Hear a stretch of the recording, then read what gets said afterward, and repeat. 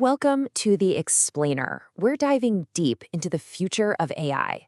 Because by 2026, the game isn't about just playing around with artificial intelligence anymore. We're in the middle of what people are calling the Great AI Reckoning, a moment where pretty much everyone, every business, every investor, is being forced to make a really big choice. And that choice, well, it's being driven by this stark reality. This quote from a private forum of some of the world's wealthiest families really hits it home. In 2026, AI isn't just another shiny new tool. Nope, it's a force that's splitting the world in two, pushing all of us down one of two very, very different paths. And right at the heart of this whole thing is a totally new kind of intelligence, agentic AI. You need to forget about the chatbots that just, answer your questions. We're talking about autonomous systems that don't just talk, they act. They can plan things, they can execute on those plans, and they can adapt on the fly, all to achieve a goal. This is rewriting the rules for everything. So this new reality has created two paths. The first one is the one you hear about all the time. This is the path of the builders. This is the story of playing offense, of grabbing a once-in-a-generation opportunity. This is the story of the new AI gold rush. And what a gold rush it is. I mean, just look at this number.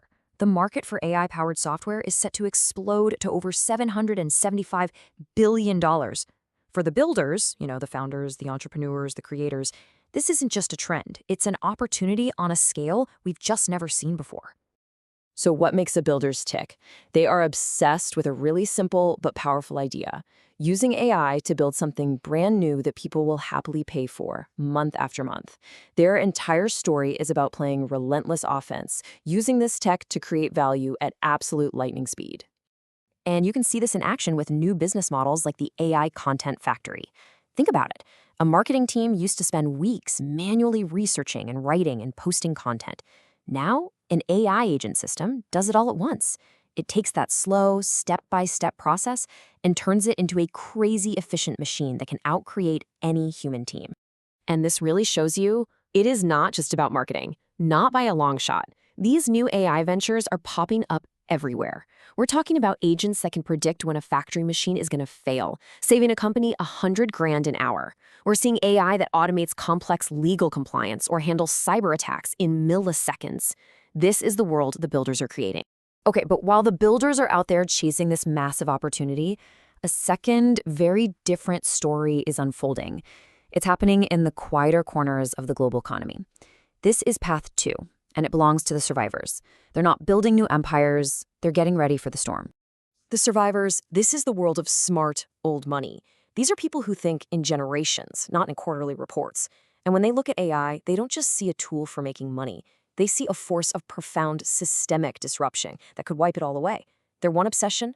Survival. And this mindset, it creates a completely different way of seeing the world. For the last 40 years, right, the game was about financial assets, stocks, bonds, all assuming the global system was stable. The survivor mindset, it assumes the exact opposite. They believe a great reversal is coming, a shift away from paper assets and toward the hard, physical things that will actually power this new world. And this whole shift in their thinking, this move toward physical stuff, it all boils down to one single, incredibly powerful question. A question that completely flips their entire investment strategy on its head. Why is intelligence becoming basically free while the materials needed to power it are not? And the answer is actually pretty simple. The real world. Every single AI model, I don't care how smart it is, needs a physical place to run. It needs data centers built with tons of copper. It needs chips made from rare minerals. It needs a shocking amount of energy from power grids. You can't just code those things into existence. So for the survivors, that physical stuff is the real bottleneck and the real store of value. So their ultimate strategy isn't to build a new app. It's to build a fortress. It's a concept called the 5-jurisdiction fortress. A defensive setup where your wealth, your citizenship, your legal status, it's all spread across multiple countries. The whole point is to make sure that no single political or economic collapse can ever take you down. It is the ultimate defensive play. So we have two completely different stories, right? The builder's offense and the survivor's defense. But this is where it gets really interesting. It turns out that to win on either path in 2026, you have to understand a new set of rules that governs both. Rule number one is that in a world awash with AI, human judgment actually becomes more valuable, not less. There's a design principle for this. It's called human in the loop.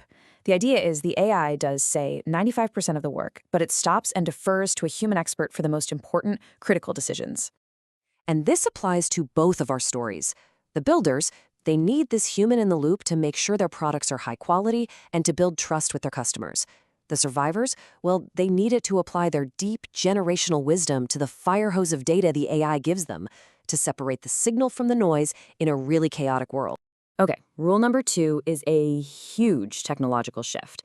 As one expert put it, AI is finally getting a memory. It's evolving from this tool that forgets who you are after every conversation into a persistent partner that actually learns and grows with you over time. And this changes everything. For the builders, this memory is the engine behind those hyper-personalized products that feel like magic. For the survivors, it lets their defensive systems track evolving geopolitical threats and investment opportunities, not just for a day, but for years. All right, let's bring this all together, because at the end of the day, this isn't just about big, abstract trends. This is about figuring out where you fit in all this. This whole AI reckoning, these two paths splitting off, it all comes down to one critical question you have to ask yourself. When the baseline of intelligence becomes almost free, where do you create unique value? Are you a builder? Is your main focus on offense? On asking, how can I use these amazing new tools to create something the world has never seen before? Or are you a survivor? Is your focus on defense, on protecting what you've already built from the chaos and instability this new era is definitely going to create? But here's the real kicker. Maybe the question isn't, which path do I choose? The people who are going to be most successful in this new world, they won't be just pure builders or pure survivors. They'll be the ones who master both mindsets, who play offense with one hand and defense with the other. They'll be building for an incredible future while engineering for survival, no matter what comes next.